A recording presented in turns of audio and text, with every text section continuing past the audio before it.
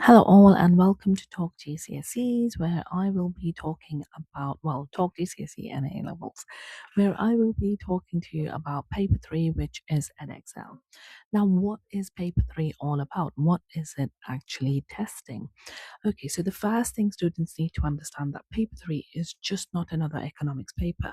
Paper 3 is something that we call synoptic, which means it brings everything together. You're expected to use both microeconomics and macroeconomics in the same answer. So, for example, you might start the point about firms with the micro point about firms, costs, wages, or market failure. But then you should also try and link it to macroeconomic outcomes such as inflation, unemployment, economic growth, exports, or balance of payments. The examiner is just not asking, do you know the theory? They're asking, can you apply the theory to real world situations? That is why extracts are so important. Students must use the data, countries, industries, and given examples given in the extracts.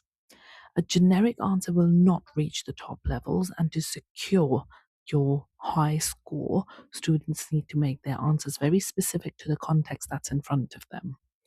Another key thing is evaluation. In paper 3, evaluation should not just be saved for the end, it should appear throughout the essay. After making a point, students should ask themselves, is this always true? What does this depend on? Could there be another outcome? So the best answer also makes clear judgments. This means students need to decide which argument is the strongest, which effect is the most important, and why. Now, going on to the structure of 25 marker. Now, the structure of 25 marker, there you go. That's the structure of 25 marker. Now, the structure of 25 marker, the structure should be simple. Students should not overcomplicate it.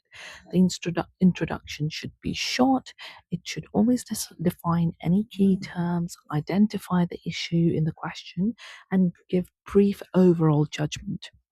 Students should not spend too long on the introduction because most marks come from analysis, application, and evaluation. The main body should follow a KAAE structure, stands for knowledge, application, analysis, and evaluation. Knowledge means using the correct economic theory. For example, could be aggregate demand, market failure, externalities, taxation, labor market, or you name it. Application means linking the theory to the extract. This is where students use statistics, countries, industries, or examples from the case study. Analysis is where students explain the chain of reasoning. They need to show how one thing leads to another. For example, tax cuts increases disposable income, that increases consumption, AD shifts to the right, output rises, and unemployment falls. Now, evaluation is where students challenge their own argument. They might say the outcome depends on consumer confidence, spare capacity, inflation, time lags, or size of the policy. So, a strong essay normally has an introduction, three main paragraphs, and a conclusion. Each paragraph should contain analysis and evaluation.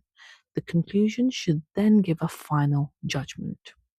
Now, talking about building a strong paragraph, let's focus on how you build strong paragraphs. We know the structure of them, but how do you build them?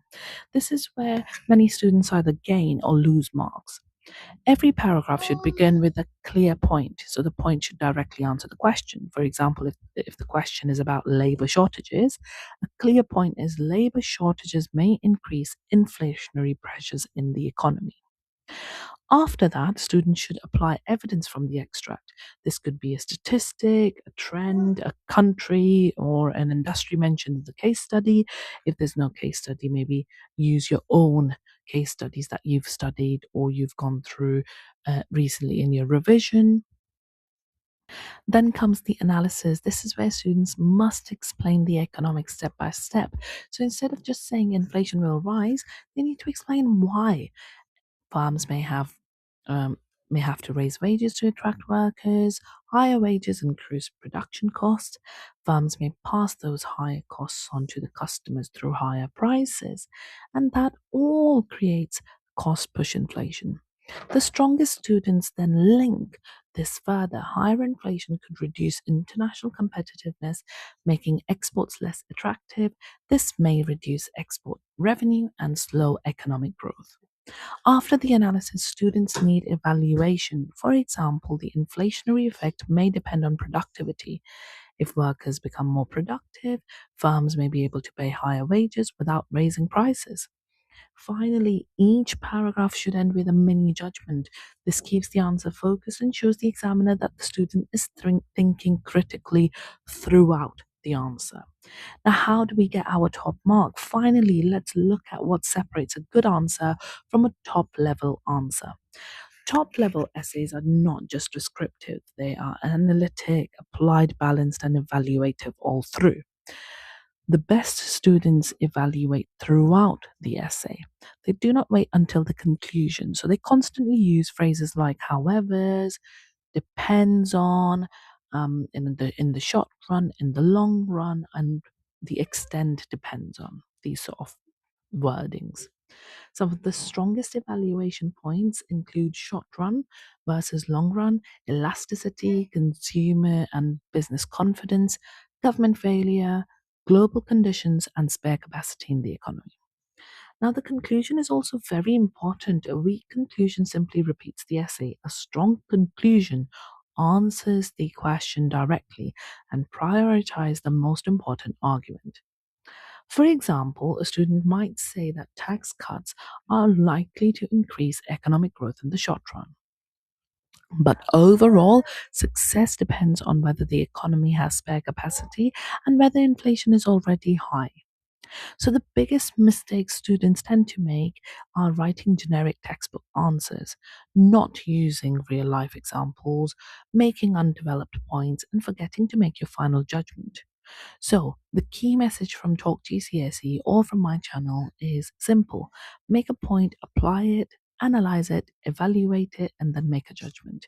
This is the formula for strong paper 325 markers, guys. Thank you ever so much. And if you found this useful, make sure to like it, share it, and follow my channel. Thank you.